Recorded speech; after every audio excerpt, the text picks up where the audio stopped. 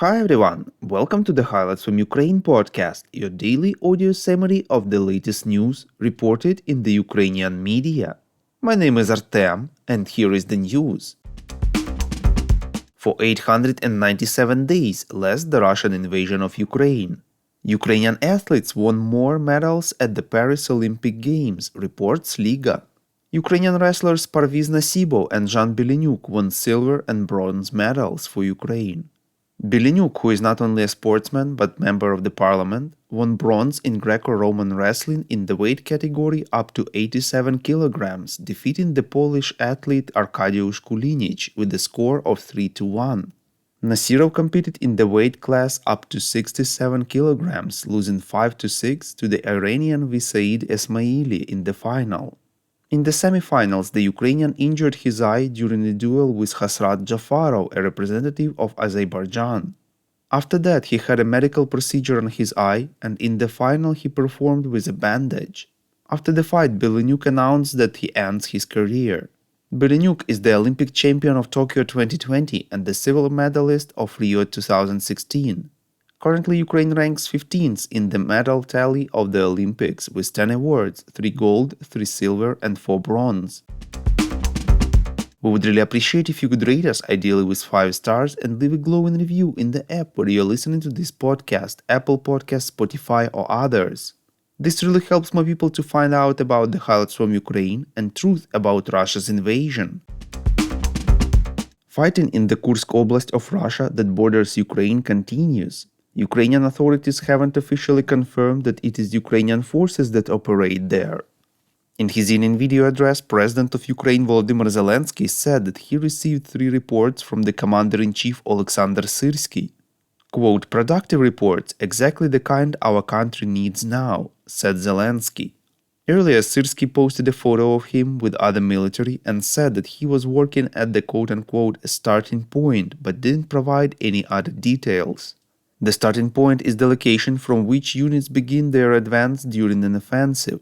The president said that Russia brought the war to Ukraine's land and it should feel what it has done. Russian mill bloggers informed that Ukraine forces advanced about 26 kilometers into the Russian territories and managed to take under their control the city of Sudzha, reports NVUA. They also informed that Ukrainian forces actively used tanks in their offensive. Markus Faber, the head of the German Bundestag's Defense Committee, said that he does not consider the possible use of German weapons by Ukrainian forces in the fighting in Russia's Kursk Oblast to be a problem, reports Ukrinform. Faber noted that German weapons become Ukrainian weapons after being supplied to Ukraine, and this applies to all weapons including Leopard 2 battle tanks. He said that Ukraine's attack on Kursk is completely legal and justified from a military point of view.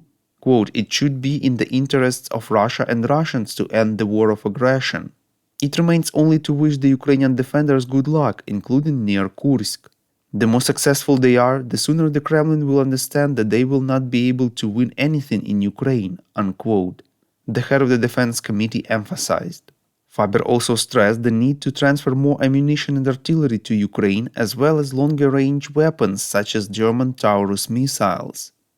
The White House spokesperson Karine Jean-Pierre reiterated that Russian occupation forces are attacking Ukraine from the territory of Kursk Oblast, where Ukrainian troops are allegedly conducting an operation, reports Ukrainska Pravda.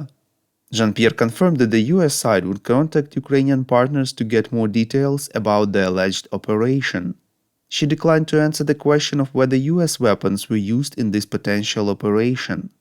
The French Defense Ministry also stated that Ukraine is conducting an operation in Russia's Kursk Oblast.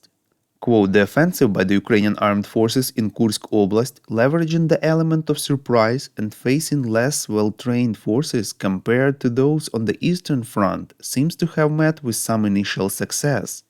This attack could compel Russian forces to redeploy troops from other parts of the war zone and thus ease local pressure in areas where the Ukrainian armed forces have been struggling," unquote, the ministerial report said.